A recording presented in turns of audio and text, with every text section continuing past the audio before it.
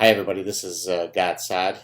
A few years ago, if memory serves me right, I had briefly discussed on one of my appearances on the Joe Rogan show uh, this outlandish new totalitarian form of consent, whereby when people are about to have sex, they should sign a 30-page document. I'm about to put some Barry White music.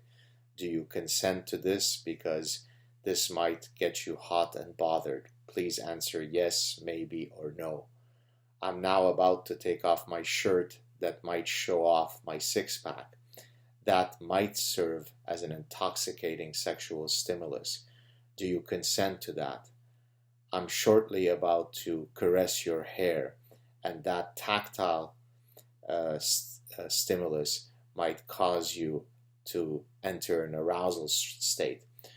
Well, as is always true, my satire proves prophetic.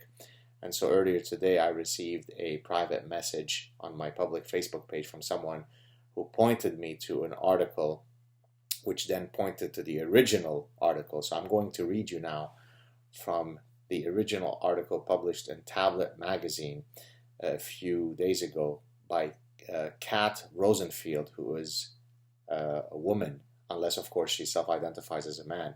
So anything that is being written here cannot be argued that it is a sexist, male, patriarchal pig who's writing it. And so she wants to comment on a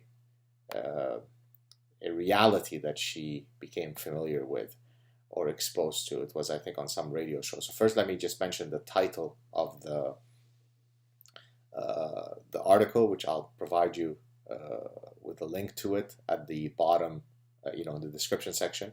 So this is, as I said, in Tablet magazine, NPR for Neo-Puritan Revival. Why can't young feminists seem to acknowledge their agency or fathom that they experience desire at all? So I'm just going to read specific parts that are relevant for the current clip. So at one point she says, and yet a recent NPR Radiolab episode reveals that we're just as mired as ever in sexual mores that not only restrict and marginalize women's desire, but can't seem to fathom that they experience desire at all. Now, listen carefully. This gets really good really quickly. So part 2 of a Radiolab series titled In the Know, meaning N-O, in the know, explores issues of consent as applied to gray zones, disappointing sexual encounters that some feminists have begun to argue should fall under the purview of the #MeToo movement, even in cases where it's not clear that any violation has necessarily occurred. The conversation is moderated in part by producer Caitlin Prest, whose self-described obsession with consent, which followed her own experience of a bad hookup, is the focus of In the Know Part 1. Part 2, now listen carefully, Part 2 introduces the perspective of Hannah Stotland, an educational consultant who helps students reapply to school after being expelled for sexual misconduct. Early on in the segment, Stotland describes in detail the experiences of 2 of her recent clients, the kinds of offenses that arguably strain even the most dangerous definition of misconduct, and which supporters of campus sex codes tend to dismiss as malign fictions. One young man was suspended from school for 2 years after consensual contact with a girl who claimed afterward that her yes was not genuine. Don't listen to her words, you have to read what's in her heart. Another was sanctioned after a girl brought him back to her room and initiated an encounter that included oral sex. The woman initiated the contact, she initiated the oral sex, but not a verbal yes beforehand, leading to a jaw-dropper of a soundbite from Stotland. You ready? You're sitting down? Quote, if you go in somebody's dorm room and he touches you and places your penis in her mouth, she has not conveyed consent. So if you are in a sexual exchange where the woman initiates the act, initiates the oral sex, starts engaging in oral sex with you, has her penis in your mouth, you should not take that to mean that verbal consent has been provided. I could insert a joke here, but I'll refrain from doing so. Then the last 3 paragraphs of the article from the author of the article are truly powerful, so let me just read them in full. A through line emerges in all these cases. These are women who made decisions under their own power but couldn't cope in the aftermath when those choices made them feel terrible. Under other circumstances, this might lead a person to contemplate the gap between her actions, her desired outcome, and the actual result, and to recognize that this kind of miscalculation is normal, human, and an essential part of the trial and error process by which we eventually become better judges of what will make us happy. But consent culture increasingly doesn't leave the door open for that kind of nuance. There is no room within the framework for a desired choice to lead to regret, or for a woman to say, I wanted this in the moment, even if things didn't work out as I'd hoped. Instead, women retroactively strip themselves of their agency. I did not consent to feeling bad about this, hence I did not consent to any of it. This is very powerful. Remember, the author is a woman.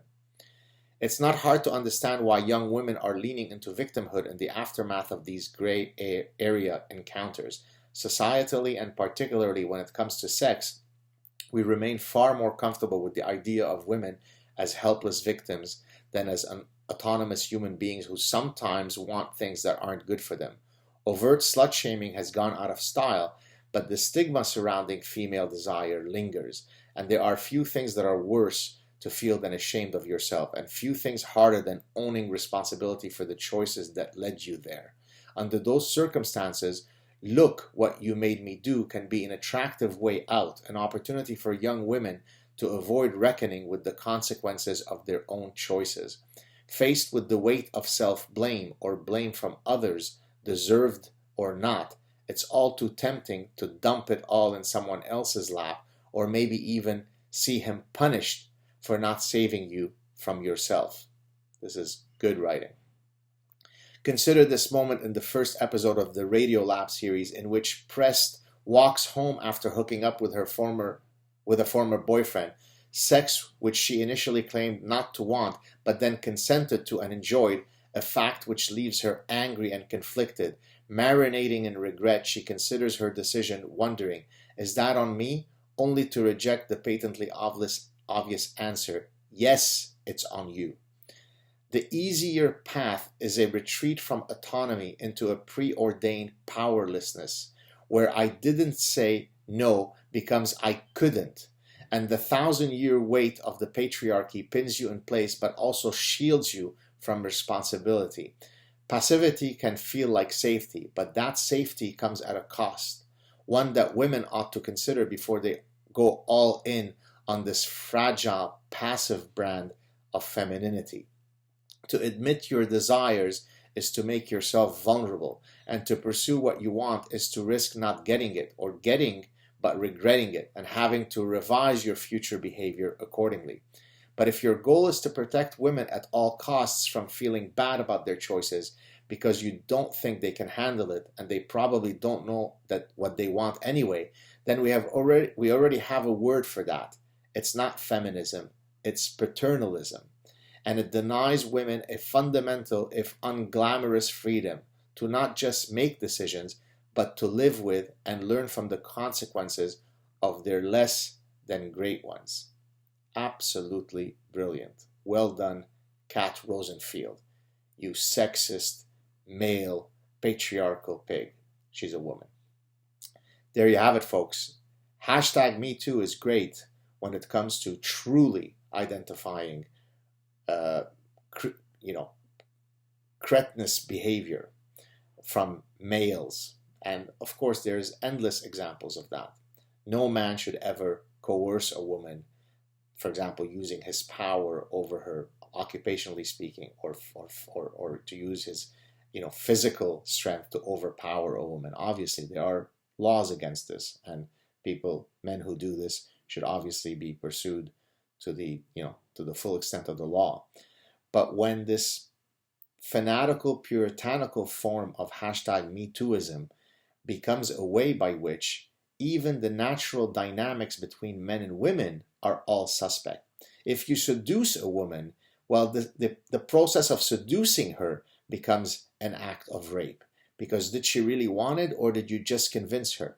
If you're a high status male who is able to seduce a woman precisely because you are high status, then that itself is coercive. By the way, that has been argued.